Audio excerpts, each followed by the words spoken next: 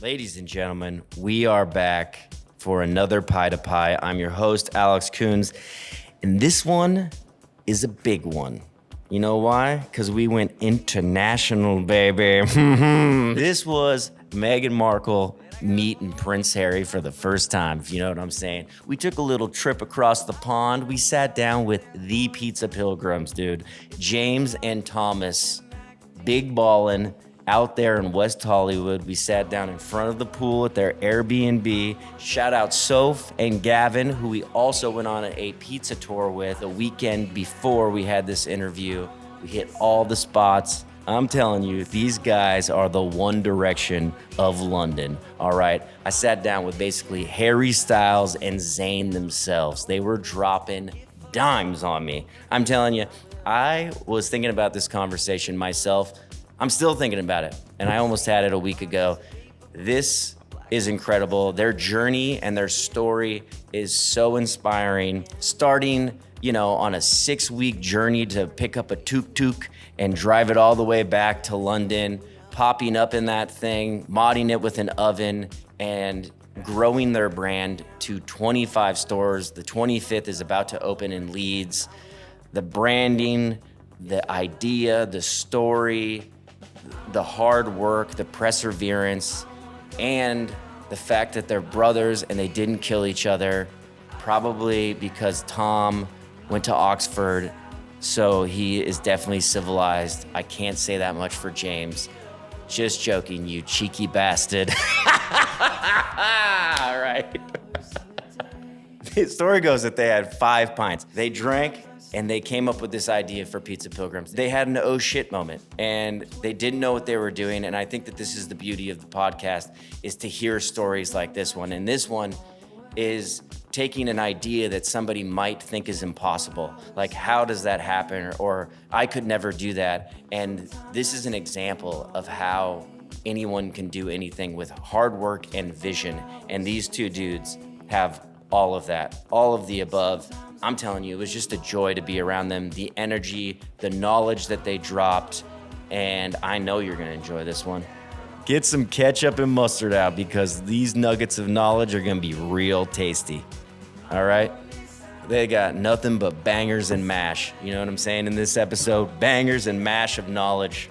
Ladies and gentlemen, Tom and James Elliott, the Pizza Pilgrims, Bruce Springsteen, Coldplay, Radiohead, Dave Matthews, and of course, a little band called the Beatles. Rock and roll forever. Enjoy this episode. Later.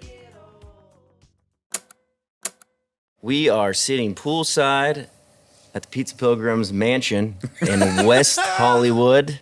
How are you guys doing?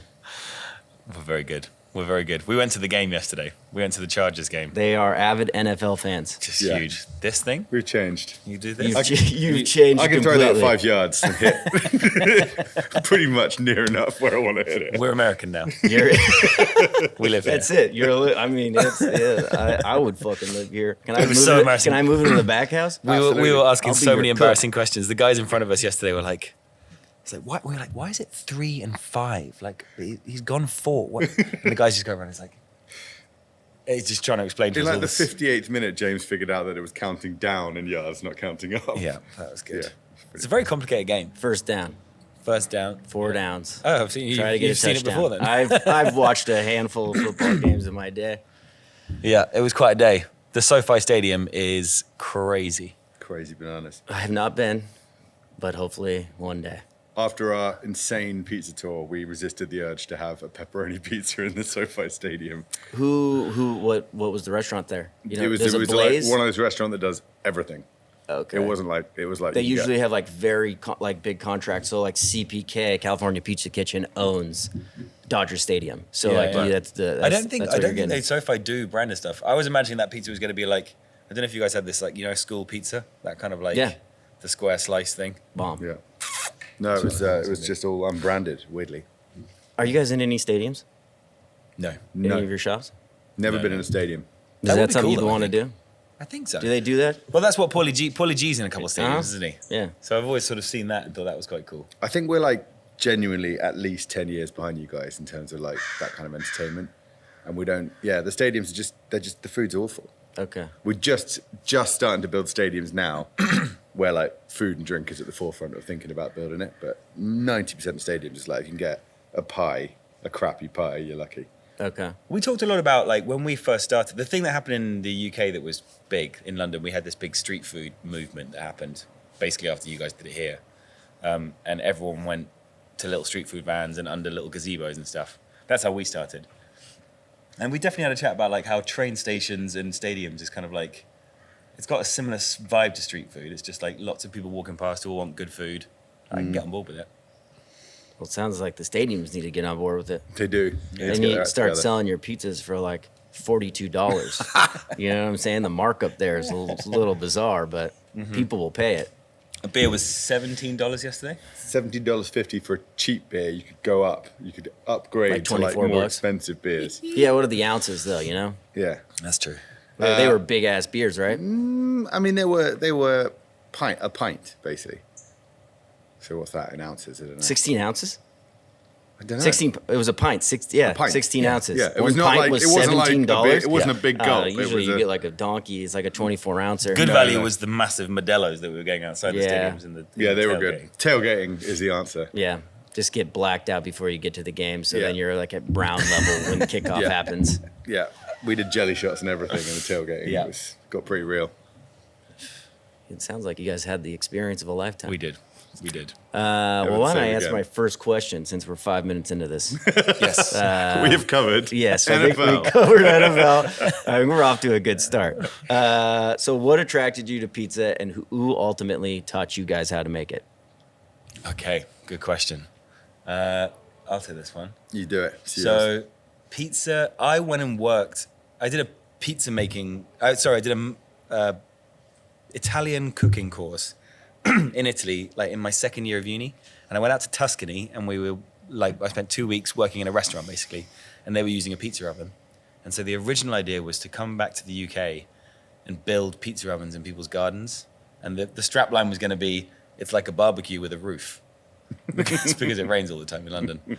And then we decided not to go ahead with that idea. And then you were working in advertising and I was in TV, and this street food thing had started. And we suddenly decided that we had this idea to buy a little 3-wheeled tuk-tuk in Sicily, in the south of Italy, and then drive it all the way back to London on a pizza pilgrimage to learn all about pizza, and then get back to London, put an oven in the back and start doing events, basically, start doing street food. So that trip was meant to be 10 days, and we got in the tuk-tuk for the first time, and it went 16 miles an hour top speed, and we hadn't factored that in at all. So we ended up taking 6 weeks to get back. We just had the most amazing trip. Just sort of, you weren't allowed to go on main roads, so we had to drive all the little back streets all the way back through Italy, and we just learned so much about Italian food and Italian pizza. And then we got back and sort of set up the pizza thing. So that's kind of how it started. Was there an oven in the back of that car when you got it? No. So you modded that out yourself? We contacted the guys who make it, a company called Piaggio, and we're like, could you put this pizza oven in the back? And they were like, categorically, you cannot. It will not work. And so we just ignored them. We did it when we got back. But we drove all the way through Italy without it. And I think, it's probably worth saying that we did Italy. We had, we really didn't know anything about pizza. I mean, I can send you the picture of the first pizza I ever made. And like a sort of 3-year-old could do better. Yeah. But we drove to Italy. We had no concept of like the different variants within Italy. And then we just got to Naples, slightly sort of knowing that pizza was a thing there, but not really being like, okay, this is this sort of OG pizza place. And we went to Michele and had a pizza. And from that moment, we were just like, that is what we want to do. Like, we want to create that. And we just didn't exist in London, really. I mean, there were 1 or 2 places starting to do Neapolitan. But like, when you have it there and like the freshness of the mozzarella and the tomato, we've sort of been trying to recreate that experience. The freshness of the mozzarella thing in Naples. Like you've not been to Naples. Not been. When you go to Naples, when that happens, and you taste mozzarella. So at one point I went and worked in a pizzeria in Naples as like a sort of stage to go and learn about pizza. And I was helping them make the dough, and the mozzarella guy comes into the kitchen with the thing on his shoulder, and he goes like, "Are you the English guy?" And I was like, "Yeah." And he goes, "Come here." And he like cuts a piece of this mozzarella off and goes like, "Taste it." And he was like, "You'll never have this." Because it's like, it's made that morning and then you eat it in the afternoon, and it is different, isn't it? It's just got this amazing acidity to it that you kind of lose as it gets older. Do you make mozzarella in California? No. Yeah. Yeah. I mean, you make it with curd, but like the curd is from Wisconsin, and Yeah. that's how Yeah. I'm not like making my own curd with rennet and whey and shit and boiling milk and stuff. But we had a burrata on our pizza tour. Yeah. Where will that have come from? Is That that made in the US, or is that? Yeah, no, that could have come from Wisconsin, or that's Yeah. where like most of the cheese comes from. Cheese capital. Yeah, that's the cheese heads. But there's California companies, there's other places Right. that Colorado, there's places Because that make. most of the pies we ate were low moisture mozzarella, right? Yeah, I mean, like the industry standard here, as far as I'm concerned, best cheese you can get is a grande cheese, and that's like Grande. a very Italian family, Yeah. Wisconsin based cheese. But people use Saputo and Baccio, and there's all kinds of cheese companies. But most of that cheese, I think, is coming from dairy cows from Wisconsin. And so like Daniele Pisana, Yeah. is he using American cheese or is Probably he not. shipping- I mean, like the like real deal like Italian dudes obviously like are going to, and they freeze it and ship it from from I don't know Italy? if it's ever frozen or if they they do. Are you gonna see him? We're gonna go see him after this, apparently. Oh, really? Gonna go see him because I think we use the same mozzarella supplier, and I think they vac pack the mozzarella and freeze it in Naples, and then they ship it. And it ships really well. Like, You're gonna have to let me know. we've looked into it, which I'm still looking into it, as to whether it's better to ship it for London frozen, because it does capture that freshness. better. Yeah. Yeah. But yeah, and pizzeria saves definitely. That was obviously a. Yeah.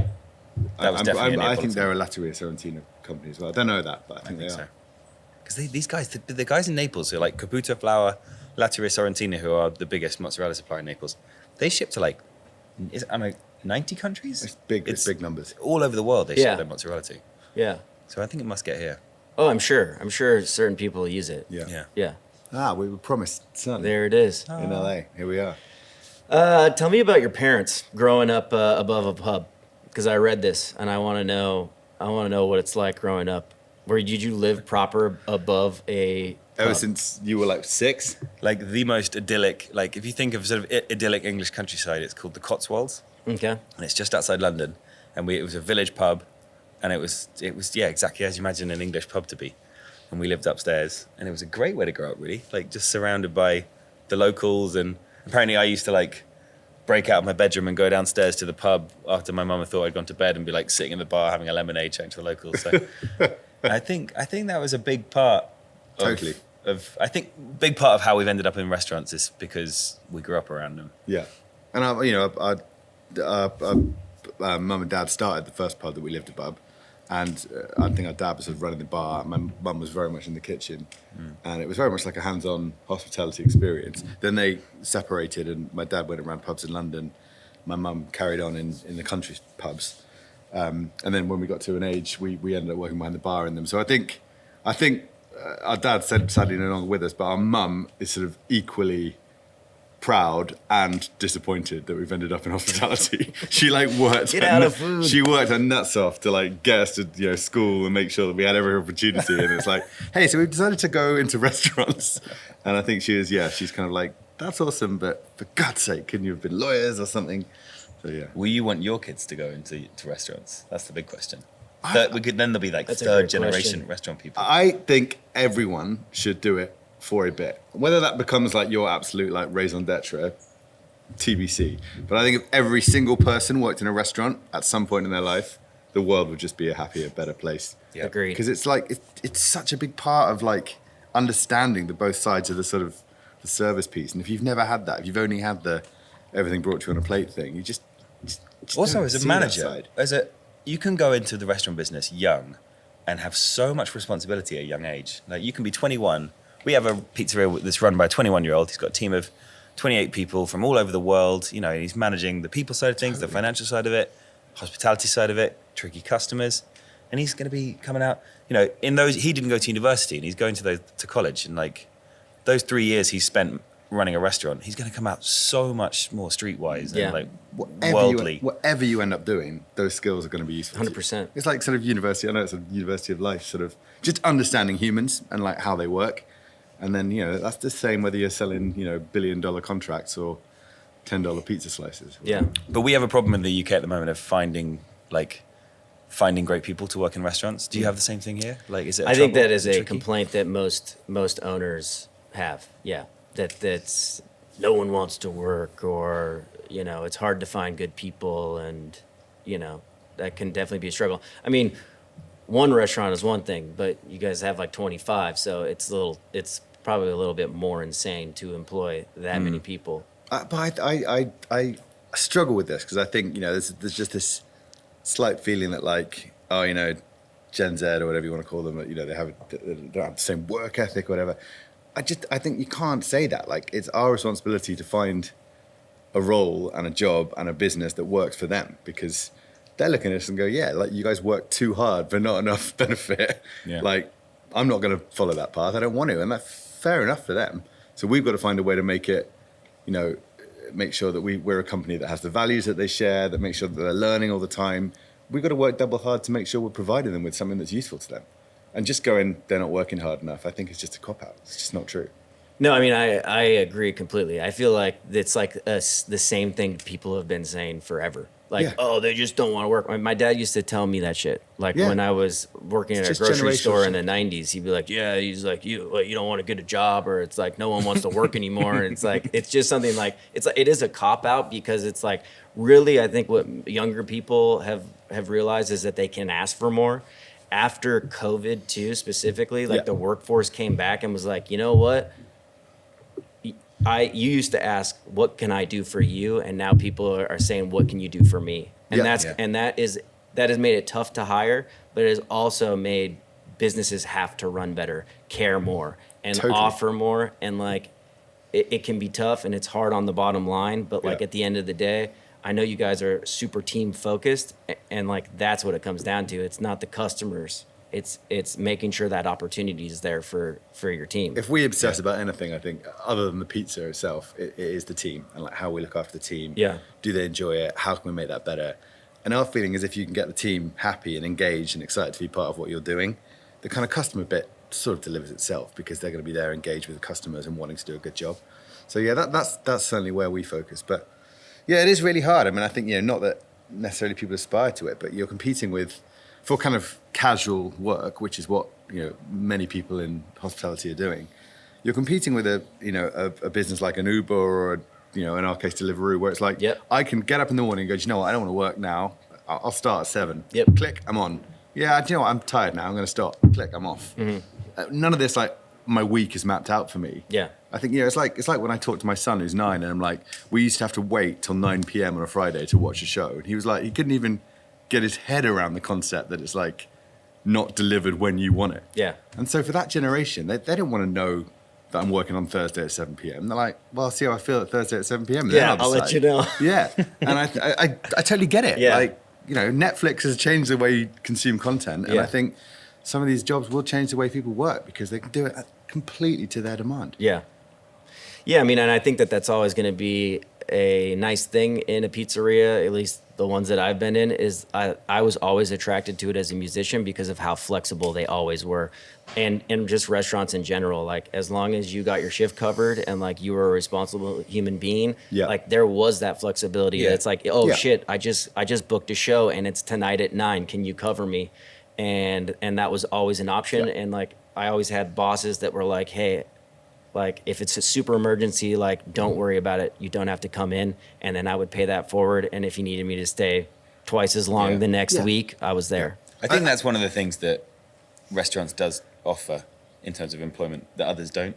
If you arrive into a city like LA, a city of non-LA people from LA, as we found out last night at the stadium, because there were way more Chicago fans than LA fans there yesterday. Like I said. Yeah, Yeah. it's crazy. Yeah. It's mad. But like, if you arrive into a city and you know no one, if you go work for Uber or something like that, you're just not going to meet people. So That's working in a it. restaurant, like you instantly get plugged into a community, and you have a instant friendship group. Yeah. So suddenly you're in the city immediately. So I think that community sense that you get in a restaurant is great. I think that the family word is quite dangerous and can be a little bit sort of like Yeah.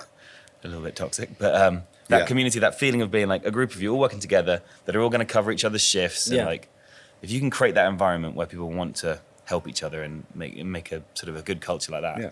It's a great place to work. It's a team thing, isn't it? It's about being a team and learning what being in a team is, and exactly what you just said of like, I'll sort you out this week, and next week you'll sort me out, and that's how humanity survives, right? Against all the others, is working together. Yeah. And another thing that's changed is that match. We talked about it when we were in your pizzeria. I mentioned that you have a really good mix of like male and female pizza chefs, which is sort of, historically it's been a sort of male-driven thing. Of course. And we were talking about how more and more women in the kitchen is just what it does for the balance of the way the room feels. If it's just a sort of completely male dominated environment, you get that kind of macho energy that comes in, whereas that balance is so important. Yeah, it's like really just diversity. I mean, I just find that women, well, I know because my wife is much smarter than me, and too. And just there's like usually like less ego. I don't know what it is, but I would. I'm trying not to get in trouble, but I think I'd rather work with women than men 9 out of 10 times. Yeah, I just think in a restaurant, you see it more clearer than most places, that if you get too many of the same kind of person together, like the mix of like genders and ages and nationalities and cultures, that's when you get a really great team. Like we've tried to we're trying to get more older people into our teams, and we find that energy of having like a front of house person or a chef that's like 40s, 50s, maybe even 60s, just brings a different energy. It does start to feel a bit more like a family, less like a sort of frat house kind of environment where everyone's 23 and all partying. It's like the older characters kind of look after the younger characters, and it creates a... I think the crucial thing here, though, is diversity. It's crucial to team. So, like, if you had an all-female team or an all-male team, I'd probably run into some other things. I just think it's about having that mix of like all the different parts of society working together. Some nice people, some horrible people. Yeah, I mean, to balance it out. I mean, like, I think you're hitting it on the head there, because it's bringing those different energies together, making it work together. Yeah. And like in a kitchen, the reason why it kind of gets fucked is that like there is those pressure moments where it's like tickets are just printing out. You're having that bear moment, you know, and like people are about to fucking lose their shit, and having that balance in there. Yeah. Not having, 12 23-year-old helmets in there just fucking 23-year-old helmets. Dude, I don't know. One of my bosses used to call, like, be like, get in the back, you helmet head. Do you know what the bear never had to do? The bear's got that ticket printing. The bear never had with like all the Deliveroo apps and stuff going on as well. I think he had it easy. It was Deliveroo. That scene where they turn on delivery. Yeah. And it's like... Oh, is it delivery that? Yeah. It was. They turned it on and it just started firing tickets at them and they couldn't deal with it. All those noises you hear in your sleep. I think with like Toast now, you don't even have to hear those fucking things. It just prints right out on your POS system. Yeah. God, those tablets, I would like dream about that sound. Yeah. We still have those. Ding dong. So growing up in the pub, did you guys start drinking earlier than regular people? It's one of the things I think we're proudest of being English is that we start drinking at about 7 or 8. Yeah. Start having a few beers. Yeah. I got caught with a packet of cigarettes in my school bag when I was 7. I remember that being like, 7. my mum was like, pretty, what is going on? Smoking cigs No, at 7? I think we were kind of like, I think I had them and it was like, So that I've sort got of- cigarettes. It was like that kind of like show and tell thing you bring to school. But yeah, we do start drinking sort of 13, 14. I think you start sort of drinking in I England. reckon that's Is that about right. right? Yeah, the odd drink with your parents type thing, and then That's nice. Then not your parents, and then I feel like that'd be like a little bit more healthy if that was like a regular thing in the United States, where like because I don't know, did you ever like get drunk in front of your parents, or did they ever explain drinking to you? Like, hey, like you should. This is what alcohol is what it does to you. This is how it should be enjoyed. Yeah, I think by 15, 16, because the legal age is 18. Yeah. Parents are going, when you go on holiday with your parents and you're 15, it's like, we know you drink. Let's get drunk together. Kind of Yeah. thing. Yeah. that definitely happened. Yeah, Was that- that? I mean, that happens in America, though, right? No, not as much as you would think it does. It's like no, but maybe there was always like the one family in like high school that like the dad like or mom like wanted to be like real cool and be like, don't tell your parents, like, and then like they're like down in the basement chugging with you, and it's like okay. I mean, it's definitely not in England. It's not. I'm not painting the kind of European picture. It's not like France, where like you sit down and have dinner with your parents and have a glass of red wine together with a bit of water in it. Yeah. Like we're definitely like stealing beer from the shop and like round the back alley. Like, Okay. do you remember that? Do you remember the age when you didn't like beer but you pretended you did? Yeah. Yeah. Yeah. Yeah. I remember that Alcohol distinctly. solution to that problem. Yeah. Fucking keep chugging. I liked what it did to me. We don't have hard seltzer so much in the UK. We had quite a few hard seltzers yesterday. Yeah, there's a big boom in that. Yeah. does not- Like that's White not- Claw really just fucking like It a has couple of not years landed ago. in the UK at all. No? Is America like drinking a lot less these days? Like there's a big I movement. can't speak for America, but I feel like there's a non-alcoholic movement in Los Angeles for sure. There's like alcohol store, like non-alcoholic alcohol stores Yeah. that are opening. Oh, and okay, like more and more people are asking about like NA beverages or NA cocktails, and Yeah. I think the younger generation is.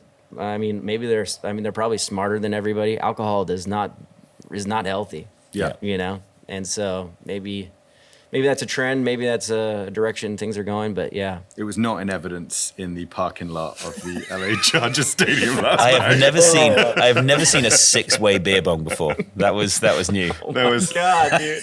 they were working hard to keep the fly the flag for Fighting a food. good fight. Oh my god. Yeah, well, listen, there's a lot of more drinking than not drinking going on there. Yeah. Okay. So that's question 1. Question one. What are we, an hour into this thing? Sorry. In your past lives, advertising, right? Yeah. Who's the advertiser? And then you were in production? TV. Did you work on Love Island UK I did Big Brother UK. as little bit. as a producer? Is Yeah. that soulless work? Yeah, I quit. Okay, It I was know horrible. you quit. But both of those things, I feel like, could have helped you through like where you guys are at right now. Can you speak on like the strengths that maybe you brought into the pizza world and how your previous jobs like helped you grow? Well, we always talk about, so we're brothers, and What? oh yeah, I forgot that we just talked about our parents for like half an Guys hour. are brothers? No, I'm just joking. We don't share any skills, basically. Tom is, we kind of yin and yang on skills, which has been really useful. But we definitely meet in the middle on marketing and branding stuff and like the people bit. And I think a bit like what we were talking about earlier, like understanding people. I think advertising gives you that. You understand what makes people tick. TV production, similar things. So I think we definitely came to the pizza world with like media experience. So like it was just as Twitter has landed and Instagram had landed, and we were like completely native to that, which I think at the time weirdly was, I think people were catching up on social media stuff, but we were like, yep, we absolutely need to be, that pilgrimage we did, we made it into a TV show. Yeah. So like we were always quite brand focused, weirdly, quite brand forward. Even though we didn't think we were going to build a bigger company, it was always like, yeah, we've got to be telling the story. Present ourselves well. And I think that's really true of your place that we went to 2 nights ago. Like, I really feel like you've got a vision for like what it's about and what it's saying and like the name and the branding and it just, the feel of the place, like it feels together. And I think we probably didn't feel quite so together when we started. Yeah, good point. How old is Hot Tongue now? It's a year and a half. Yeah, so It really- was pretty God, that well is thought so, out like- though, but all those things were very, very important so that like there was a proof of concept and that you could basically pick it up and put it somewhere It's else. super slick as a Yeah. brand. Yeah, thank you. And I think actually maybe in the 10 years since, we're 12 years now since we started, the tools weren't as great to like be Yeah. able to make content yourself. Like, the kind of laptop, the sort of being able to do everything off your laptop was there kind of, but it was still a little bit of a dark art. You couldn't really make a film on your phone that was like usable. Yeah. Whereas now, like, you can make a film in 10 minutes. It's Yeah, just and it looks beautiful. And it looks great, and it's got that sort of energy, and it's obviously got the speed of like this happened recently. So yeah, but I would never say I worked in advertising, but it was all kind of big budget, big brand TV advertising. Like it wasn't really sort of transferable skill. I think what was transferable was like managing a project and like having 20 things that need to happen by a certain amount of time and that kind of thing. I think Yeah. I brought a bit of that to. James has a slightly more relaxed view of sort of timings, but at the same time, like the more I'm like, just got to get that done and get it off our plate, the more you're like, if we wait, it'll be better. And there's the amount of times where I'm like, let's just do that, it's fine. And then you come back 3 days later being like, what if we do this? It's like, that is exponentially better. Let's do that. I think the kind of cartoon version of our working relationship is you're more business-minded, more an analytical brain. Tom is high IQ, Oxford-educated, experimental psychology degree person. I went to a university called Leeds University, which is not quite as prestigious as Oxford. They don't print hoodies at Leeds, put it that way. Leeds right here? Leeds Come Uni, on. not so much. And I did popular harsh. and world music, which involved doing a sort of whole semester of just African drumming. So like I didn't really get that. But I think that what I find interesting is the way that we work together is that sometimes Tom's more analytical brain in the creative aspect of our business is really useful, and the critical side of it is really interesting. And then sometimes my more entrepreneurial side in the sort of more business aspect is really helpful. So it's that good crossover is Bleeds across for sure. Great balance. there. Yeah. How do you do? Can I ask you a question? How do you do it on your own? That is hard, man. We couldn't do it without.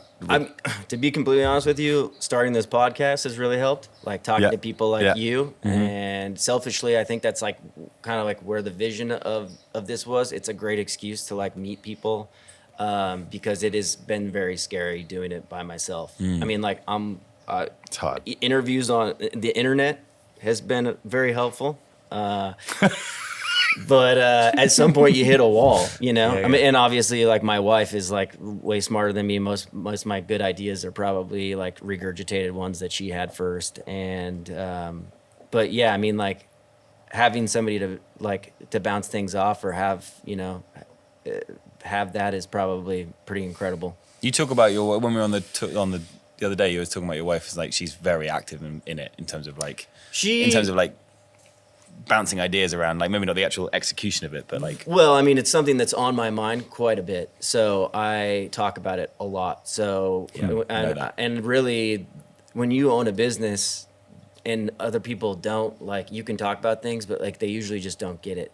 Yeah. You know, there's like a certain level that like they kind of top out at, because like there's so much stress, like payroll, you're keeping the team happy, you know, insurance, your bank account having $0, and you know, like all these things. And there's an interesting contradiction in running restaurants where it's very like it's a positive thing, and like hospitality and the outward focus is meant to be like hot tongues having an amazing time, but you've also got to handle like really stressful, intense stuff. Yeah, and that contradiction is quite hard to straddle. Like to one moment be like, yeah, hot tongue, and we're doing this amazing pizza, and isn't this exciting? And then, fuck, we've got to control labor, and like that. I find that hard switching sides of the brain, basically.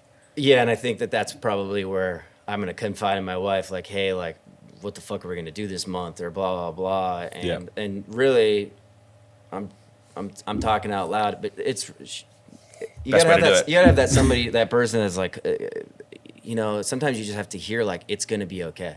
You're gonna get through this. And I know like you guys have gone through like some shit. I was talking about like how fucking what a nightmare my build out was, but I was reading some things about like you guys like bought fucking 10 fridges and they all broke and shit. And like like can you tell me that story? That was great. We were building our first restaurant, first pizzeria, and we had a very small budget. So we did the whole thing for like £70,000, which is, you know, that was definitely like, we're building the oven, we're using all the chairs and tables that were in the restaurant from before. And it was like midnight, and we had this like long list of things we still need to do. It's completely like catastrophic in terms of like project managing. And then it was midnight, and we were tiling the oven, and this guy pops his head around the door, and this is in Soho, which is like, it's like, I'd say it's like London's downtown kind of vibe. And he just goes like, do you guys need some fridges? And we were so naive. We were like, oh, you're sent from heaven. Crazy. That's the next thing on our list. You have fridges at midnight in your van? Awesome. So we bought 6 full height, like commercial fridges. We couldn't afford a walk-in. Couldn't afford a walk-in. We were like, we're gonna have to do it, and like we had to basically find the money for a walk-in pretty quick. But. And then the stairs going down this little tiny Soho restaurant are like curved like that. So we spent like 2 hours getting all these fridges down. I was like, sweet. Tick. This restaurant thing's a breeze.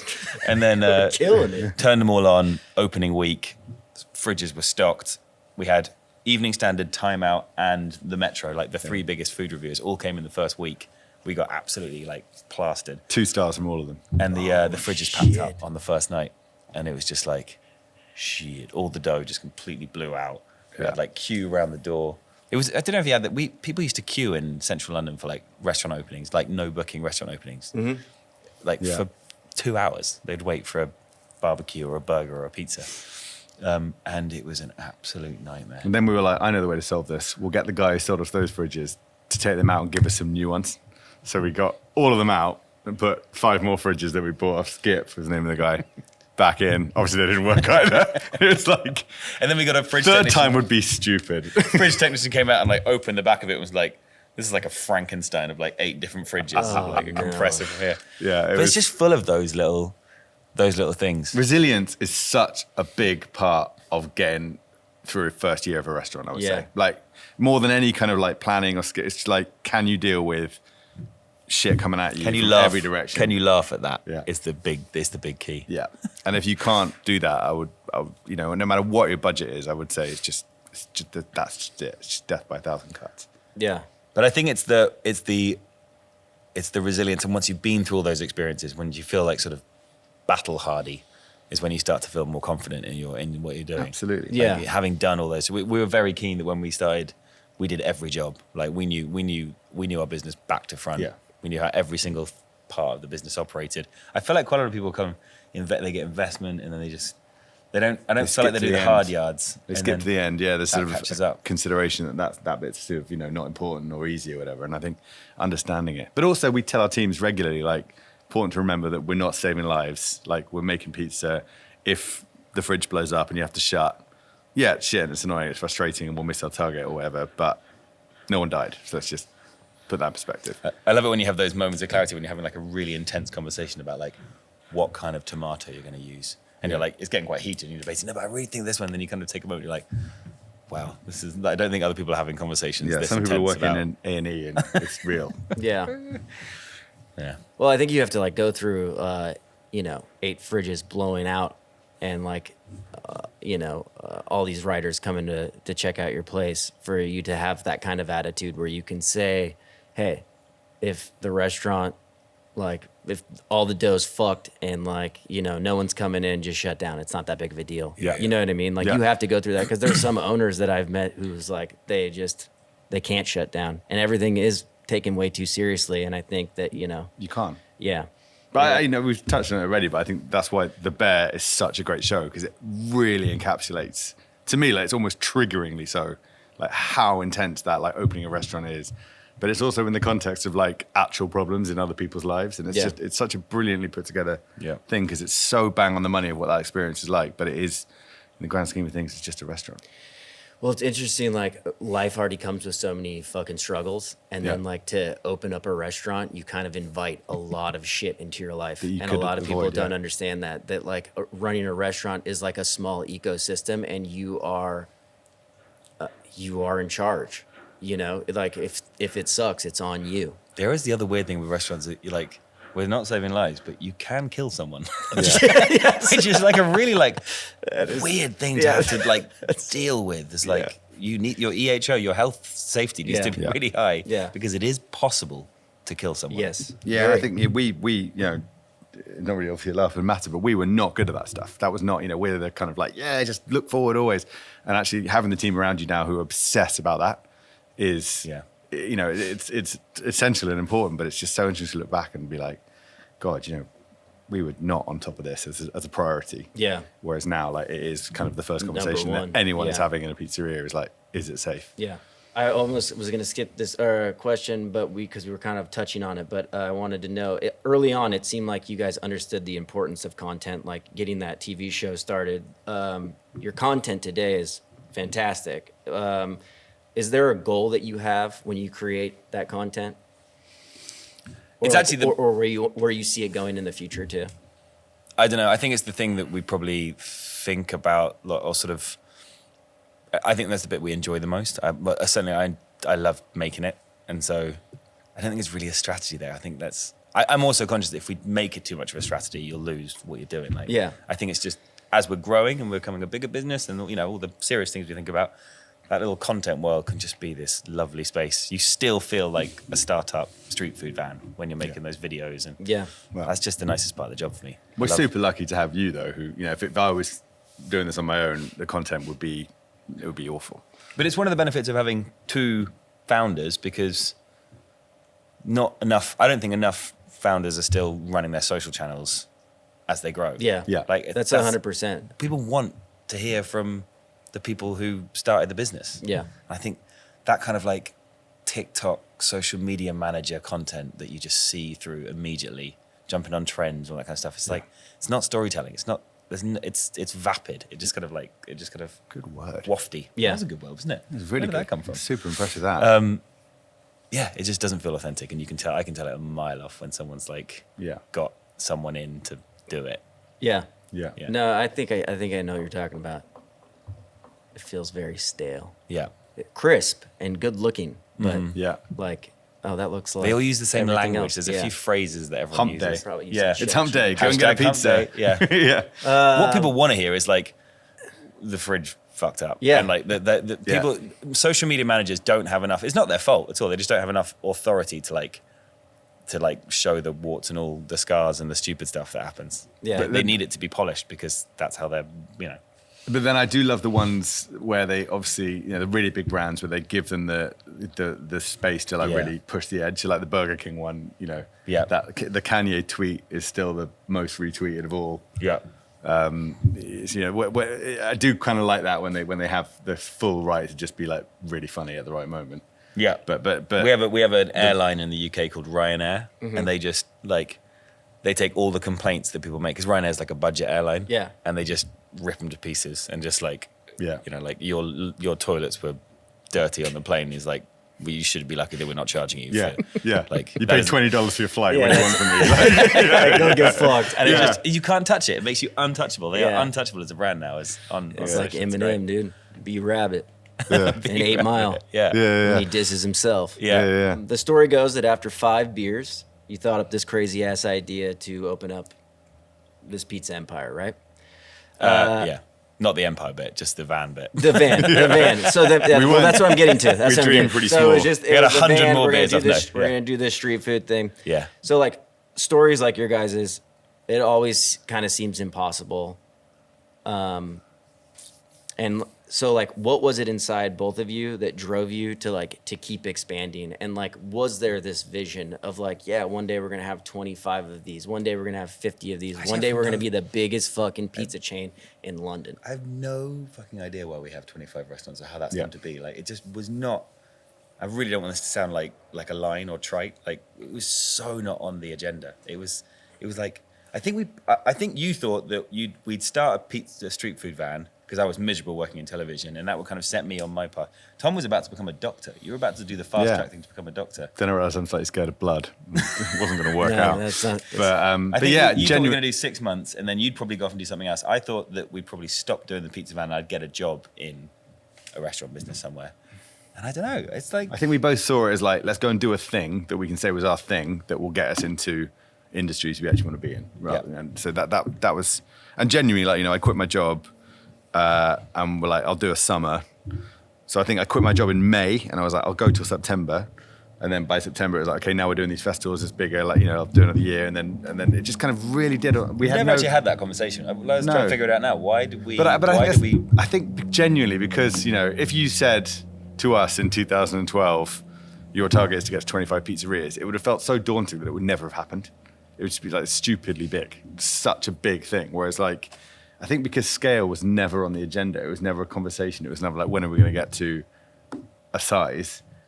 Yeah. It just kind of did genuinely happen. Yeah, we did. I think there were plenty of routes it would have been perfectly happy with. Yeah. Like, it was definitely not the end goal. I think another thing that I remember actually talking about, and I had forgotten about this. We were both so miserable in our jobs, and we felt so like there was no freedom. You were working for the man kind of thing. I think we had this like sort of drunk on the ability to just do it. We could make decisions and just do it. Whereas before, working in big companies, you'd have ideas and they'd just be like, you can't do that. You can't do that. You could do it all the time. So I think 8 years or so of working in that environment, and then suddenly you rip the lid off and you start your own thing. It's like, we can do anything. Yeah. I'm a golden true. guard.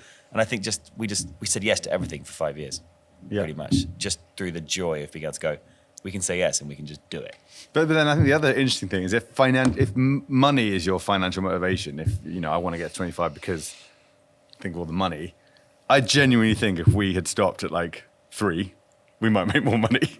Like, Yeah. And it's never been a driver for us, but like the scale does not bring like this insane fun, you know. I think you said that after 2 restaurants, we were making more money right up until we opened our 16th restaurant. So that bit in the middle, I think is a good lesson of like, either open 2 and keep it super lean and tight and a little, or you got to, it's a hockey stick. You got to go, there's this bit in the middle, which is like you're building the team, you're building the infrastructure, and then it starts to come good later on. But yeah, I mean, obviously, that's easy to say, but you know, the 2 is a lot more fragile, right? You know, if you have a fridge go down and you lose one of your restaurants, that can be like existential. Yeah. Whereas, you know, so it's as much as it kind of can be financially thing, it's also very much more fragile, and you're always going to be the person at the top being like, oh my God, I've got to go and fix this thing of a suddenly, whatever. But you know, it's different. It's different. It's definitely not an all. It's black. It's not, you know, it's not black and white. I think it's. No. I think if you'd asked us in 2011, the year before we started, are you guys going to be people that have 1 restaurant or 10 restaurants? I think we would have definitely gone, oh, we'll be the 1 restaurant people. I think. I think that's what. No, I think that's exactly right. Anyway, the growth thing, like, you know, part of it is like you got to keep evolving as a business. Yeah. If you want to keep great people and keep telling stories, and like, it is a bit sort of, and once the flywheel starts, you got to keep. And I think that is hard, because I personally have a nice feeling of like, cool, that's done. We'll put a bow around that. That is done. That doesn't need to change ever again. And then you realize a year later that it's not fit for purpose anymore, and you've got to take the bloody wrapping off and undo it and redo it. Yeah. And like, actually, that feels to me like not progress. It's like, well, we've done that, we've agreed that, but actually now it's not fit for. So I quite like the like, right, that's done. We'll put that away. We don't have to think about that ever again. But it doesn't work like that. Everything needs repurposing and re-engineering. Yeah. Yeah, but genuinely, the reason we've grown more recently is because we employ amazing people and they need opportunity. And if you don't grow, you know, your great manager or your great head chef or your great supervisor, like, they all need to be taking the next step up. And if you're not growing, You can stagnate. Yeah. they'll stagnate or they'll leave. Or Have you had to go to investors, find money elsewhere for these growth opportunities, or are you guys like the only shareholders in this company? No, we did not spend our own money, which I think is a really good. yeah, We've never had that situation where everything's like that. You know, it's on the house. Like, you know, our mortgage is up for, like, I think that's a scary place to be. So I think we from an early days we didn't have any money. Shit, sorry. It's actually the best possible way. It's the best structure for that, I think. Yeah. So how When many, also when we started, we didn't have you didn't have the house to bet against. we didn't have I suppose. anything. Yeah, so it we was like- started the business on a credit card, the original 7 van. G's, right? Yeah, exactly. And you know, it was a credit card debt, but that was it. And then I think before we opened our first pizzeria, we took investment for that, and we've taken investment ever since. How many shareholders how many shareholders can you say are in part of the business? I mean, there are probably like 20 people who have some kind of shareholding. Yeah, okay. I would say in terms of significant shareholders, it's probably like 5. Okay. And you know, our chairman, for example, he had 10% of the business when we started. Yeah. Or when we opened that first pizzeria, and he's still our chairman. He's been our chairman for 10 years. And I think that's the thing about investors is like, I think they're quite often made out to be the bad guy, but that's probably because, you know, they're the people asking the difficult questions and like drawing the difficult lines and be like, that's not going to work. You're going to need to make that decision you don't want to make for that. But also that, you know, they're quite often people who've done it themselves. Yeah. And you'd be foolish not to listen to them, because obviously you've got to keep your own identity, and there are things that we've been told to do that we're like, absolutely not. That is not what we're about, and we won't do that. But quite often they've seen it all before, and There's always a seed of truth in there. Yeah. There is, It's a exactly. bit like that annoying see it. parent Yeah. that goes like, you shouldn't do that. And like, I'm going to do it. And then they do it. And You're you- fucking yeah. right. I shouldn't have done that. But LA seems to be a really Totaled your car. amazing place for like people just going, I want to start a pizza business. I'm going to get an oven in my kitchen and start doing it on delivery. And then like people seem to like start, I think we always say like start really small. Just start with the first possible step forward.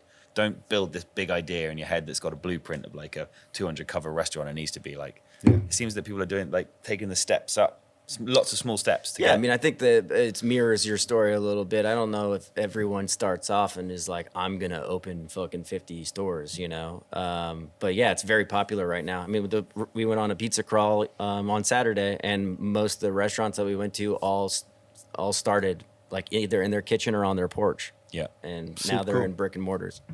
And 3 of the restaurants we went to like landed on, you know, Bill Addison's 20 best pizzerias in Los Angeles, and that's crazy to do. So, Super cool. yeah. James, I think you said this. I think I read this. You said something about you've pushed a snowball like up the hill, and now all you have to do is kind of like make sure it rolls down properly.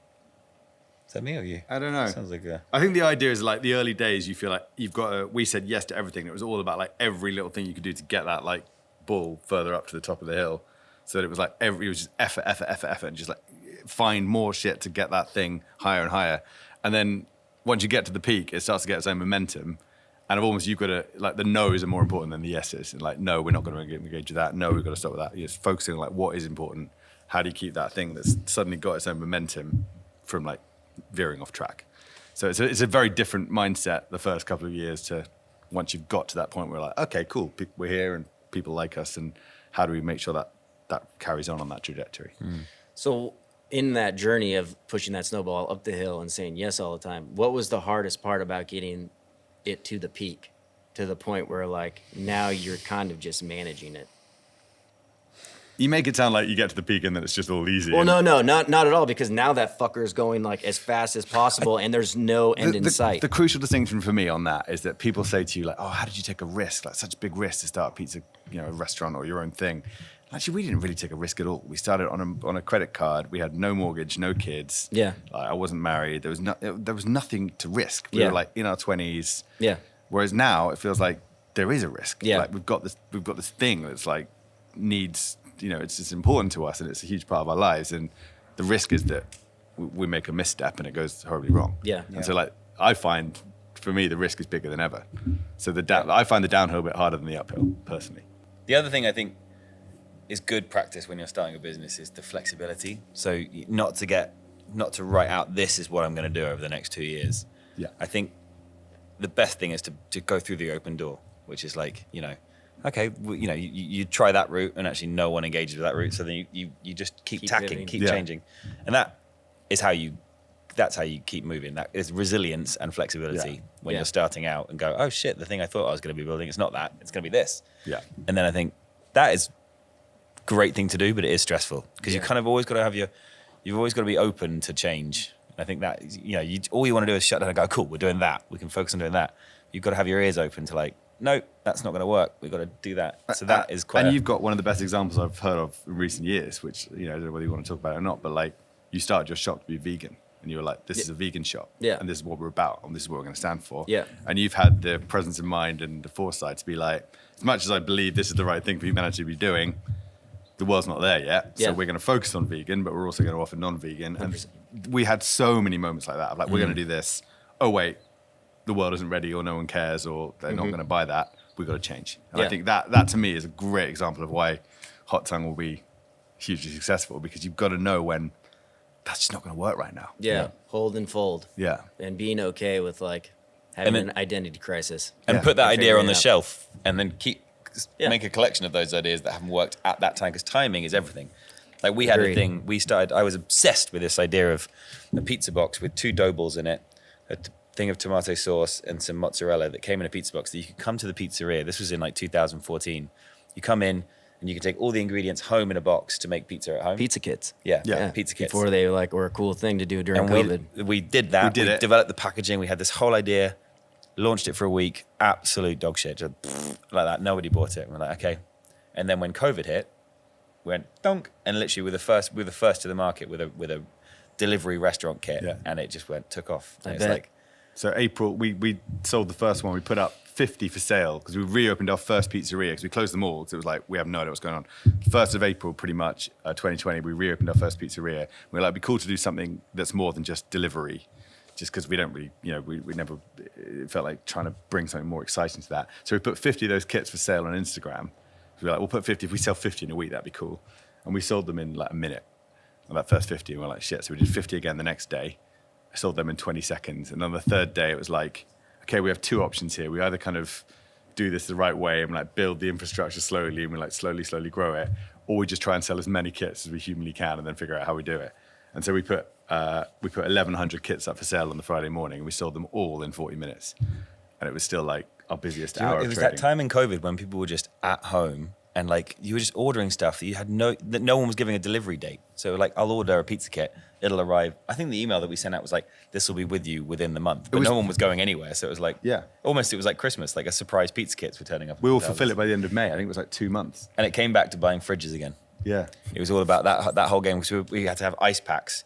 And so we were trying to figure out how we could double productivity every week, basically. And so we just kept on buying freezers to make ice packs. And then, oh my God, it's so boring. It turns out, we basically thought if you buy a big chest freezer, like it's a cheaper one that we bought off online, and then you fill it with like ice, just water packs, you'd close it up and you'd come back 12 hours later and they would all be solid ice. So we kind of relied on that principle quite a lot. Yeah. And then you'd come back and open the fridge and it's like, nope, it's just slightly colder water. Turns out these are not industrial blast chillers. They're just shit home freezers. And but that business, it saved the company. We went from zero, like not even an idea, to selling 10,000 units a week in like 9 months. And if you made a mistake, like say you'd got the dough recipe slightly off or like the ice packs weren't quite cold enough, it didn't happen. It wasn't like in a restaurant where it happens to one customer. You'd get an email at 6 a.m, be like, hey, the dough's overapproved in the thing and it's everywhere. And like, it's all just complete. And then you'd know that you were going to get 300 emails with the exact same thing. Yeah. And it felt, I actually loved it. I think we both loved it because it felt like startup again. It felt like that resilience, like just have a crack. Well, it had that kind of foundry, like all bets are off. Yeah. Like process out the window. There is nothing about structure. It's just like, how the fuck do we get through this? Mm-hmm. And so like that's Something quite freeing about it. And that was, it had a feeling again of like pushing up the hill again. It's Yeah. like, all bets are off. There's nothing to lose. We've got to get this thing up here. Yeah. How the fuck do we do it? Yeah. And yeah, we loved it. And it was an amazing, it generally saved the business. So, And also, it was a really joyful thing to be part of when COVID was so crap. We were like, that's the fun thing people were doing. We did a lot of like, I don't know what we called it, people were shielding. Like people who had to like be self-isolating basically. Yeah, what was that called? Is it shelter in place? Shelter that's in what place. we did. Yeah. So we were doing like, we were kind of If you were this lovely vulnerable. little marketing thing. If you were a vulnerable person who was sheltering in place, we'd send you a kit and we'd send your best mate a kit and then we'd send them a Zoom link so they could like make pizza together. And like, it just gave us this like tool to was put a cool. bit of joy in like a really awful It was time. really cool. It's beautiful. It's a beautiful thing. I mean, like, to me, the meaning of life is service. That's why, like, having a kid is so fulfilling because you are constantly serving that child. short of opportunities you there. know? Yeah. Yeah. But I mean, like, something like that where you have a restaurant and there is a fucking global crisis like that, and like, yeah, it's profitable, but at the same time, like, you have found a way to bring people together in like such a special way, like that. I don't That think there is was a beautiful. time when we felt more like we were like genuinely making a difference when we were doing that stuff. It was amazing. It was an amazing time. And it was so amazing that we were like, well, maybe this is like going to be a bigger part of our business than restaurants is. Like maybe this is what we'll be doing in 2023. Yeah. Turns out that's not. No, that did not happen. Turns out people still want to get together and have a pizza Yeah. together. That is Yeah. still a thing. Yeah. So yeah, but it was an amazing part of the journey, I guess. Yeah. Partnerships. So we were talking about how I speak to my wife a lot, and that's kind of like the only partnership I ever want to have again. And so I feel like you guys are lucky because your partners, your brothers, and so like you're stuck with each other. And then you can probably do and say things to each other that maybe regular people wouldn't say to each other. And the fact that like you have the same parents, like you're lucky to have this bond that other partnerships wouldn't have. Yeah. Because I hear a lot more negative things about partnerships than I do having them. What is you guys ever butt heads or get into arguments? Or has there ever been like something that like has really fucked you guys up in a decision making, like, or where the company was gonna go? I think we used to a lot earlier on before we had like, when it was just me and you and it was just every single decision in the business ended up at our door. There was no like, we didn't have anyone else in the business who was like of authority that could like tackle that stuff. I think we were just a bit more clueless in those days and we were kind of muddling through trying to make those decisions between the two of us. And when we did butt heads, we had no idea really how to sort of resolve it. And then Gavin, who came on Pizza Tour, who's also here somewhere upstairs. When he joined, it was like, I think a 3-person partnership is really interesting. And then we also have Sophie. So between 4 of us now as the sort of senior team at Pizza Pilgrims, it kind of, when it's a one-on-one partnership, if you get to loggerheads, there's no real way of resolving it. But as soon as you involve a 3rd person and then even a 4th person, you can kind of, you can kind of vote almost. And so I think breaking that deadlock of a one-on-one partnership is not a fair pressure to put on it, I don't think. Yeah. To go like, it's basically your opinion versus my opinion, who wins? That's just like not a good place to end up. Yeah. So I think involving that 3rd person who maybe brings a different dynamic. Of course. So Gavin, for instance, our managing director, he's much more commercial, and he comes from a much more like practical restaurant experience. He's got 25 years of restaurant experience behind his belt. So he is a great, like, breaks the deadlock for us. Yeah. Really well. We definitely do butt heads though. I think I'm just maybe slightly just more belligerent with my point of view, and so when we butt heads, I just like dig my heels in more, which is not always to say that I'm right. I'm just more belligerent because I'm the older brother, maybe. Well, you can also say, well, I went to Oxford. I've never said that, and I try not to. Hey, how you doing? Okay. What was when did you start developing like the back house team and start thinking about those kind of things? Like when was Gavin and Sophie like the first kind of Gavin came part in of that? Much later. Sophie came in very early, but in a very different. So we had a lot of pressure from investors to be like, someone needs to be on top of the finances. Like that's really important. Like it's non-negotiable for us. So we sent out a tweet being like, can we find someone to come and do? How many stores did you have at that point? 1. Okay. And it was like, we need someone to come and do bookkeeping 1 day a week just to make sure that we're kind of on top of it. We're not missing anything. And Sophie, who had like really great financial background, trained accountant, the whole thing, she just had her first kid and was just like, she didn't want to go back to her super intense job from before. So she was like, yeah, I'll come and do a day a week. And has just grown enormously with the company. She now does 4 days a week, but she's our finance director. And she's just a huge part of the business, but it has grown the whole way. She always knew how to do it, but I guess we couldn't afford to pay her for her full time. And then Gavin, I think we got to like 7 or 8 stores basically, and we had a few, challenges, and we basically had a moment where we were like, we're totally fucking out of our depth. We have no idea what we're doing. Like, this is so not what we set out to do. It's bigger than we could ever imagine. I personally was like, we have 2 choices. We either like just get the hell out, like sell it, or just run away basically, or we just go and hire someone who's going to like absolutely like take this in their stride. And so we did. We interviewed a hell of a lot of people. We found Gavin. He joined us as operations director, and it's just been amazing in that he totally shares our vision for like how we want the place to be, and like be very people focused and developing people and hugely obsessed with product and that kind of thing, but also brings like a huge wealth of experience, a practicality and energy, a commerciality that we just didn't have. Yep. I think a pitfall that you see quite often in startup businesses is founders who don't know when to get the fuck out of the way. Mm-hmm. Yeah. And I think, because they're backed into a corner and they're scared. So they're like, I should be this person who can be the operations director and like structure all this stuff. I think we were good at going like, that's not us. We don't know how to do that. Yeah. We need to overhire in this space and get an absolute rock star in to come and be that person. And I'm so glad we did, because and that set the standard then. From then on, it was like overhire, like just get so excited about the amount of talent and skills that you don't have that you can plug into your business. Yeah.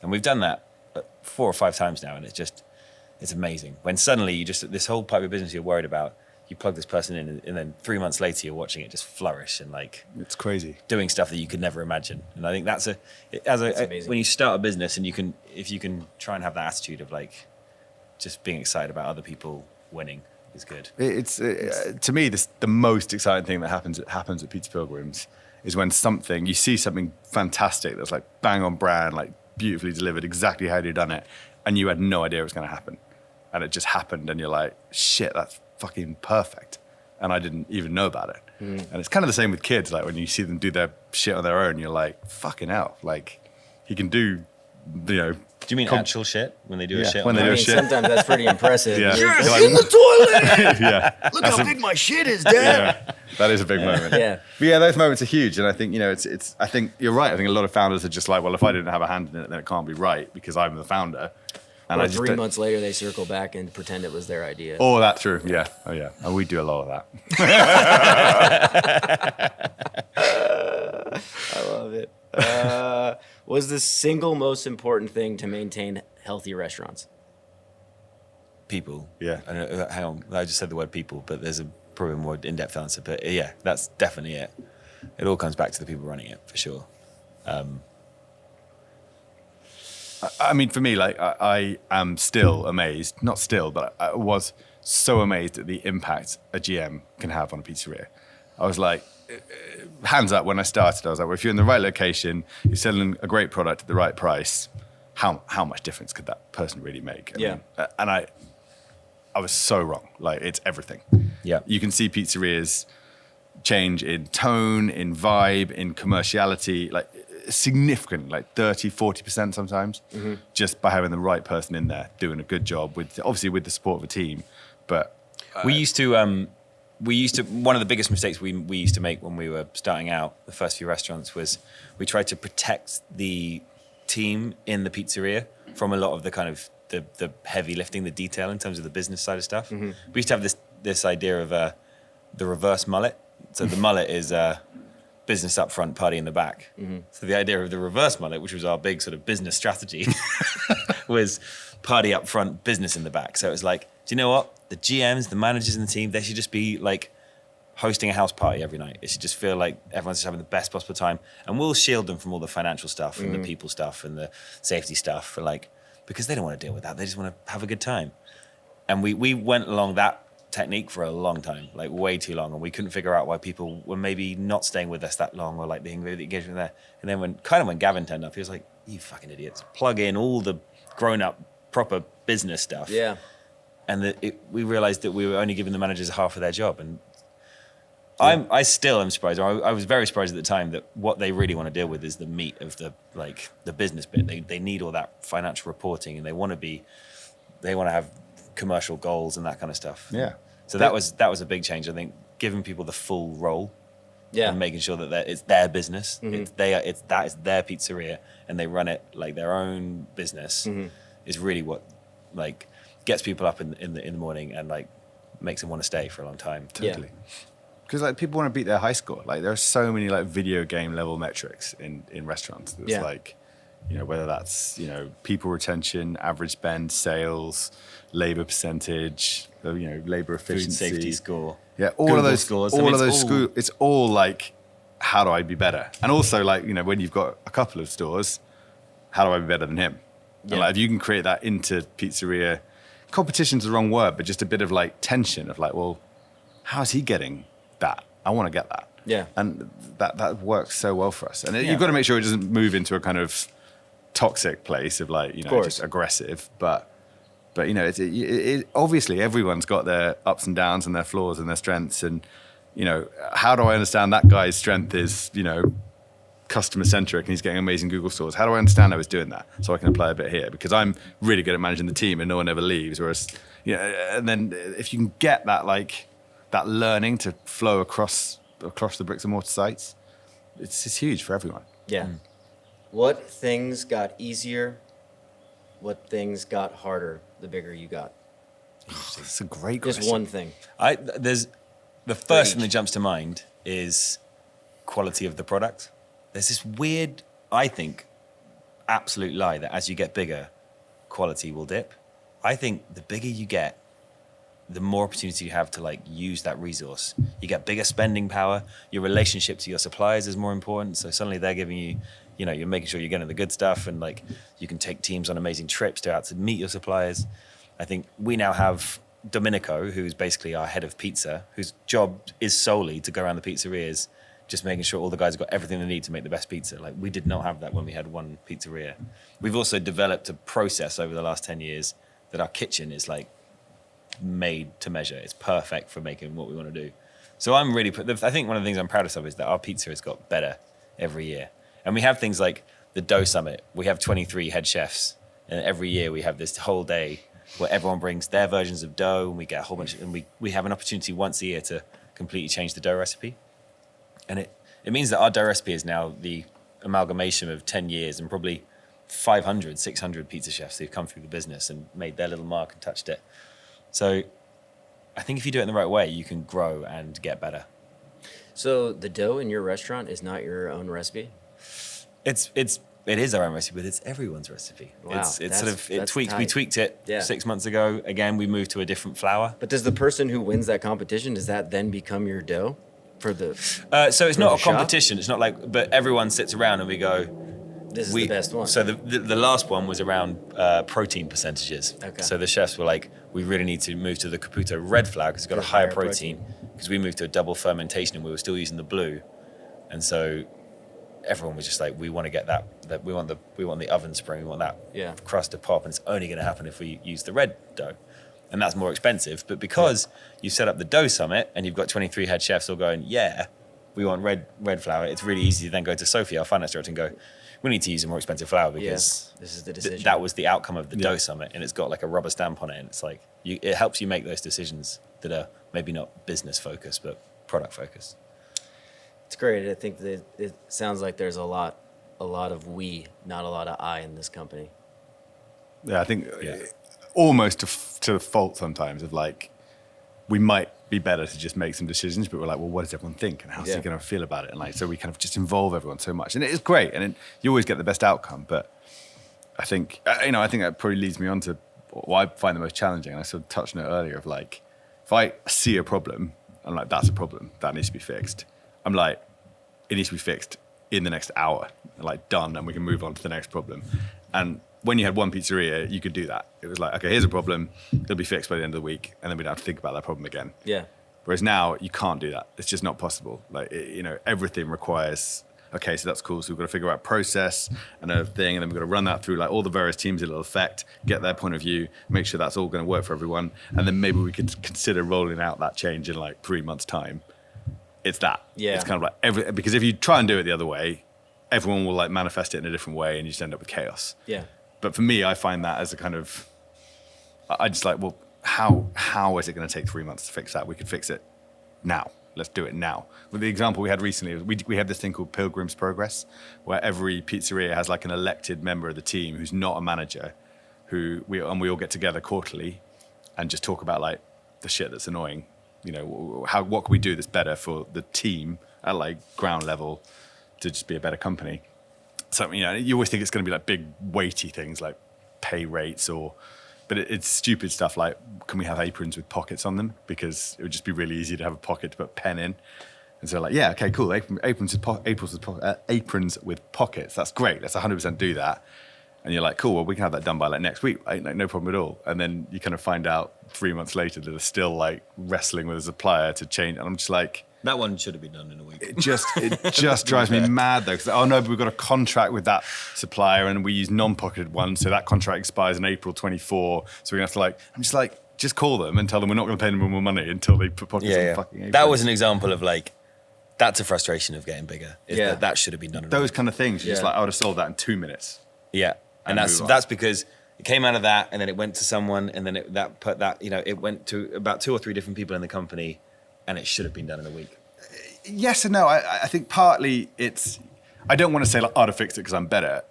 I think partly it's like there are a lot of people affected by this decision, and so we need to involve them and get their point of view. But inevitably, that just means that like it becomes like walking through treacle. Mm-hmm. And if you're going to say something hugely controversial, essentially like, sometimes a sort of more dictatorial point of view will just get shit done better. Yeah. And like, it's like, no, that's what we're going to do. Just get on board, and we're doing it. Yeah. And I think sometimes we go like, okay, well, how would everyone be affected by this? And I think some of the stuff that takes longer is about communication. You end up having to you have to put things like 3-6 months out because you need everyone to have it communicated to them at the right time. Because if anybody feels in the whole company that they were the last to find out, or they didn't know, or even the information is delivered to them in slightly the wrong order, it's an emotional hit. I get it. It hits you so it's such a sort of like orchestra. To orchestrate that so everyone feels like they're being heard and it's getting the information at the right time.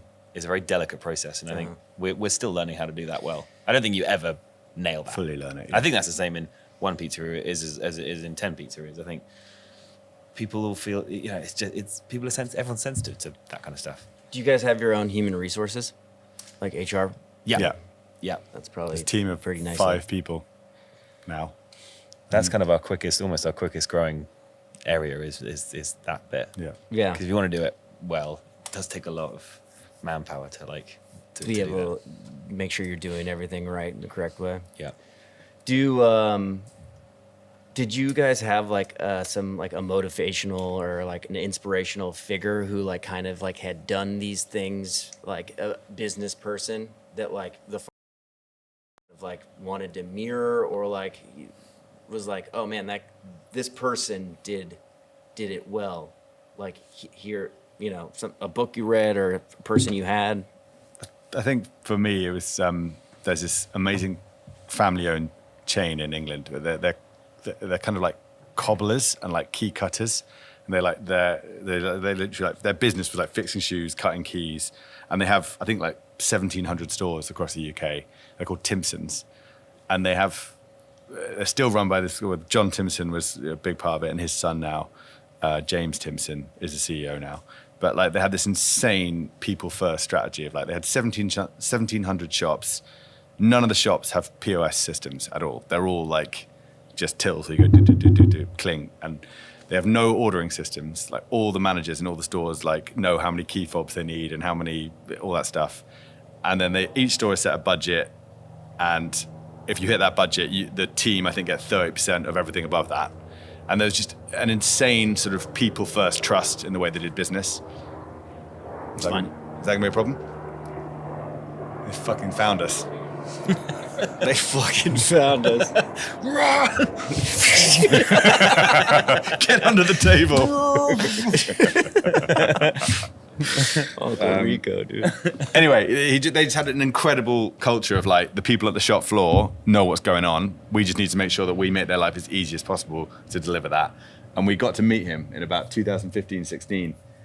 And he just had everything that you'd want. And ever since, it's like, how do you give authority and ability to run your pizzeria to the team actually running that pizzeria? He had that really cool thing where every single member of the company had a £500 budget to fix any problem for a customer, no questions asked. So say like, I think the example he used is like, a woman comes in and she's broken a stiletto, but she's going to her sister's wedding in Spain that weekend. The guy who's fixing the shoes can go, do you know what? Go to the wedding. I'm going to fix this and I'm going to get this shipped to you. I'm like going to get it couriered to Spain so you will have it in time for your. Yeah. That's such a cool, that's just cool. You get to sort of be a sort of cobbler, shoe repairing superhero. Yeah, that's a and cool gift to give someone. it manifests itself exactly as like that's the waiter not having to go to his manager going like, can we do this? Like it's just like you've got the backing of the guy at the top to be like, fucking do this, make it happen. Yeah. And where the amazing thing about it is that they don't have, as a company with 1,700 stores, they have no marketing department, zero, not one person in marketing, because they're like, the point is that story gets told 100 times. 100%. And like, if you can facilitate that happening in real life, you just don't need to be like doing glitzy shit. Yeah. We have something in Pizza Pilgrims called Super Kind Bombs, which is like it's basically the same thing. The idea is that you can, to make a customer's day, you can use a budget to do that.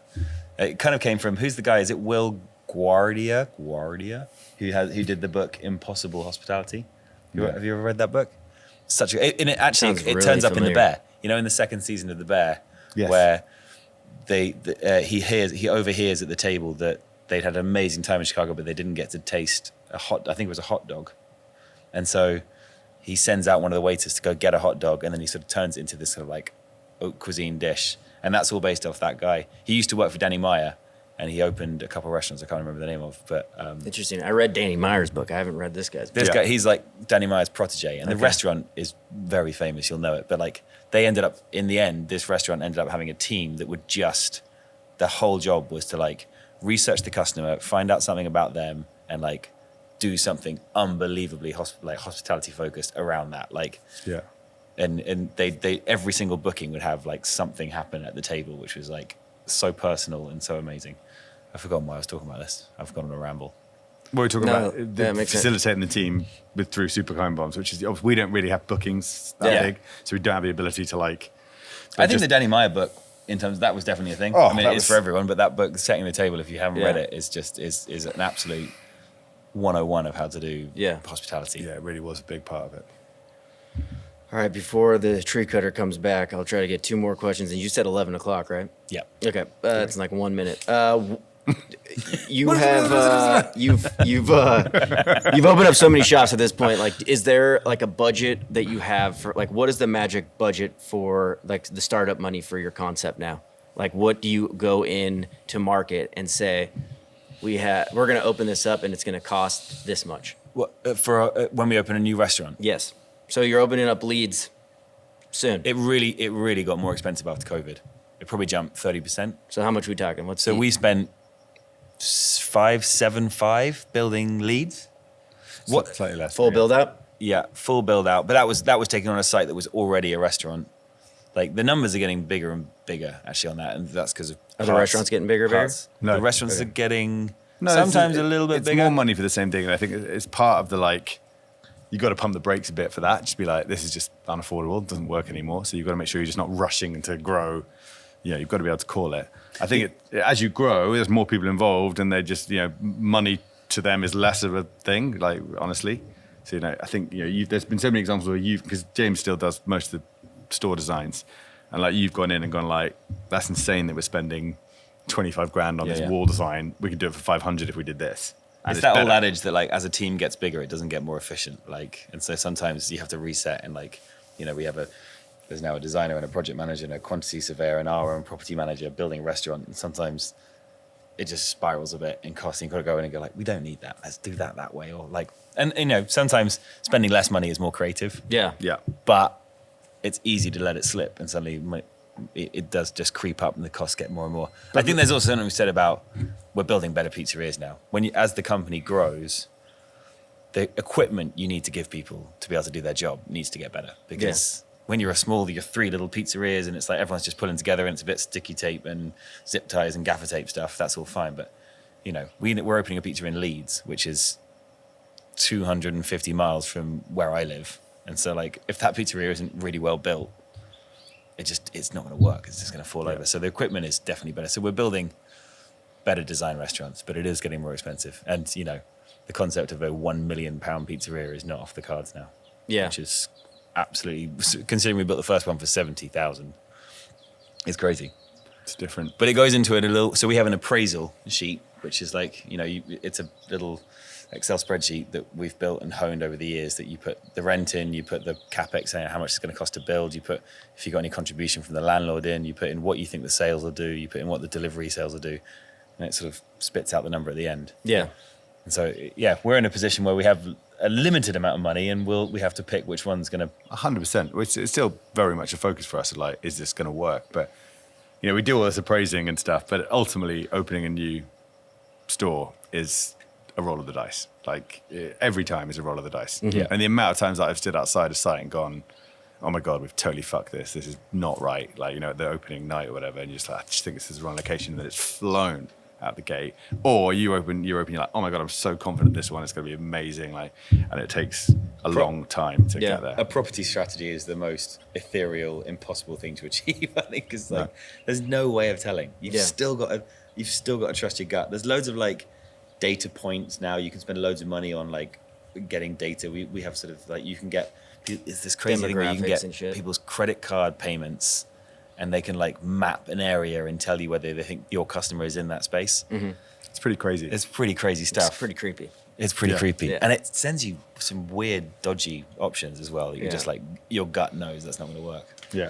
But So- it's literally like, they'll come back and you go like, so what cities could you open? And they'll come back and list like the 25 most populous cities in the oh, in the thanks. country in No order. way. You're like, Very that is sure. amazing, guys. Like, well How done. much did we pay for that? That was 5,000 So pounds. you gotta, there's just a lot of that kind of bullshit that goes on. But it is, like the location and the feel of the space and like it's all gut. Like I'm sure if you had AI and like 20 supercomputers, you might be able to like eventually get to the hub of it, but you'll never get to the hub of it in our lifetime. Did you know, you just knew when you were opening Hot Tongue that you needed to open next to a foot massage place? Was that just like, that was the non-negotiable? That was the only thing I was actually looking for. I was like, there needs to be a foot place, and it needs to actually have something to be like you only live once. I And genuinely I think, by the way, found doing a special YOLO. pizza where you get a slice of pizza and a foot massage at the same time would be the most amazing collaboration. Dude, I'm trying. It's hard to get a hold of those people. They got people coming in and out of those doors. Really? They're good people, but Yeah. they're hard to get a hold of. Yeah, I can imagine. Yeah. All right. The most important question of the interview: what is the greatest band or musician of all time, and why? Well, yours is easy. You go first. I'll have a think. There's absolutely just no caliber for me in that it's Bruce Springsteen by a country mile. The boss, baby. The boss has got it all. He's got the Americana thing, but with like a full understanding of all the shit that goes into it. He's the best live performer I've ever seen, and he just loves it so much. And I've seen him in every possible type of venue, and you see him play for 4 hours and then be dragged off stage by either the authorities or the band who are like, we've got to stop. And he would carry on for another 4. And I just think it's magical stuff. And I think you'll be talking about him in 100 years as someone who fucking got it in a big way. And I think also the thing that annoys me about him is he's so misunderstood. People think he's like this jingoistic, like American flag waving kind of patriot, and actually he is a patriot. Well, but the it's- whole Born in the USA thing Yeah. being used as a sort of anthem. he of- just overrides everything he's done that is so much more interesting. Hummingbird. I've been wanting to see one of those. So yeah, it's Bruce by miles. Brucey Bruce. Wonderful. So much so, like, and I've been banging about this for years, and James has been like, okay, but slowly I've indoctrinated him to the point where he walked down the aisle to a Bruce Springsteen song. Incredible. Tougher than the rest. Wow. Yeah, I'm a big, like, just to show you how douchey this has got, how obsessive it is. This year, we went and saw Bruce 3 times. We saw him in London, where we live, but because his parents are, one's Italian and one's Irish, we also went to Rome and Dublin. So it's that level. That's where we're getting to. That's beautiful. It's big. But I don't have Tom is definitely has like obsessions of things that like I'm much more my Spotify Discovery Weekly is kind of is telling me what I'm listening to this week. I love listening to new music. Yeah. I think if there was one, there's this little band from Liverpool in the UK called the Beatles. The They're Beatles. they're gonna make it. They're doing good stuff. They had some good stuff. I've watched like 3 times now. I became obsessed with that Get Back documentary. I just think it's the best. It's the best capturing of like a creative process and how like I love that people always think the Beatles, you know, they're really overthinking it and the lyrics mean so much. Like it was literally John Lennon completely stoned. Like, and they're going like, yeah, maybe red cabbage or a pomegranate, yeah. And like people are now like reading into those lyrics, and they're literally just there drinking tea, eating toast, getting stoned, and going like, I'm an octopus, yeah. And like they were just having so much fun with it. Yeah. And I think that is a good lesson. Like they were definitely enjoying themselves and They not really taking were. it too seriously, even though they were kind of sort of changing the landscape of music Yeah, all it's at the same time. Yeah. I mean, the other. Who's yours? Yeah, who's yours? I was going to say my other obsession is Radiohead. That's why That's I have. also That's a why great I'm band. THOM, because of the Tom with singer an of H. Radiohead. So that was my like teen age obsession. Is Yeah. Radiohead big here? Pre-Bruce. They're Radiohead. Radiohead? They've They're reached- huge. They're yeah. huge. They're Well, they're very massive in big. the States. They're very big. Yeah. Yeah, that's one of the greatest shows I've ever seen live at Coachella. Oh, really? It's a good one. What year? year was that? I have no idea. I went like 9 years in a row, and they kind of all bleed together. If you know what I'm saying. We did that with Glastonbury. Yeah, I was. There might have been some They came out pills to, like- involved during that show. I was like on the grass, just fucking out of my mind. If I think about it too much, I'll get goosebumps. But Yeah. it was really good. Yeah. Yeah. Who's yours? Oh man, that is so. It's like this is the 3rd time now this question has been fucking put on me. How have you not got an answer? It's like to the this? last 3 interviews people have asked me. course You they said do. So live, I said like Dave Matthews Band Interesting. and Never seen Daft them. Punk were like 2 of the best shows. When Isn't Daft Dave Matthews Band like your Coldplay? Isn't they? Aren't they like middle? Like you kind of like want in the you same kind of realm. a lot of people hate them, but they're kind of great at the same time. Like they're more like like Fish, like an American jam band. Yeah. Like they can play like one song for like 30 minutes. But what I liked about their shows is that and a lot like EDM is that like all their shows are different. So Yeah. like I would go to 3 shows in a row and every show would be different. Yeah. And that's what I liked about them. That's But really good. seeing Daft Punk when they were in the Pyramid was like the most fucking crazy thing I'd ever seen in my life. Yeah. And that, I think just Daft Punk in general, like I got really into EDM. I like loved techno music. Like, do you remember the movie Hackers Yeah. Yeah. in the 90s? Like I loved all of those, all of like that soundtrack. I liked Yeah. Prodigy. Like I liked all that shit. Yeah. And then when Daft Punk like really blew up in 2008, I got like Ed Banger Records, you What's know, that? in France, like Busy P. Oh. Like because Daft Punk are French, like dude, French house music is like Yeah, it's big. and Yeah, yeah. Italo disco. Yeah. Like I could listen to that shit. It's Oh, this huge. guy's fucking amazing. yeah, It's so dude. What's good. the Pino D'Angelo guy? Yeah. What's it? Yeah, Yeah, it's amazing. I could listen to that all day at the pizzeria. What's the Phoenix? Do you remember Phoenix? Love Phoenix. Phoenix Also are French great. dudes Also that are French. friends with they're friends. Loved They're Phoenix. all like homies. Like all Yeah. of those dudes. And Sebastian Tellier, do you remember him? Yes, all again. That's like Same Busy crew. P. That's like the same people I'm Oh, talking check out about. Busy So P. like, Okay. Busy P, I think was the head of Ed Banger Records, and like there is so like everything that came out of there, like 2000, 2007, 2008. It was just like blowing my mind. Yeah, it's cool shit. But that was like the last time I was like excited about music. So Oh, But really? you said you're in full nostalgia. I'm like mode, now isn't I'm it? in full nostalgia. I'll put on Justice, like the Cross record, and I'm just like fuck yeah, like this is the shit. Yeah. But It's called getting older, I think. yeah, and like don't like I'll listen to a new Drake album. I still like love Kanye. I It's a love controversial Kanye's statement in movie, 2023. his music. I love Kanye's music. So definitely subtitle that. But yeah, I mean, I'm like the same way with you. Like I'm gonna listen to everything from Celine Dion to like, you know, Juice WRLD's like 4th album that they've put out Yeah. after being dead. So Yeah, I agree. And I'm definitely open-minded, but I'm like, yeah, but there's like niche Bruce Springsteen bootlegs that I've not heard. Why would I listen to some You other one Muppet? year between January to the end of May realized that you hadn't listened to anyone else but Bruce Springsteen. Yeah, kind And of. it's got the breadth. It can handle. There's a Bruce for every occasion. I started a club night where we only play Bruce for 7 to 8 hours. And before COVID, we got to a place where we had 1,000 people coming. jeez. Yeah. It was big. That's and a lot of awesome. them are like 50-year-old men who have no emotional outlet. So like we'd play Go like there, just fucking get black. honestly, you'd and play start songs and they'd be crying. like hugging each other and crying Dude, that's and like beautiful. just kissing each other in the That's- face. that's And so Do you remember that scene in Like- Along Came Polly where they're playing basketball and like the sweaty Yeah. Sasquatch? It was that kind of It's like vibe. that kind of. yeah, it was gross. But beautiful. yeah, it runs deep. All right. Well, thank you guys so much for doing this. Thank you for I know having us. you have a beach day to get to. It's finally warming up out here.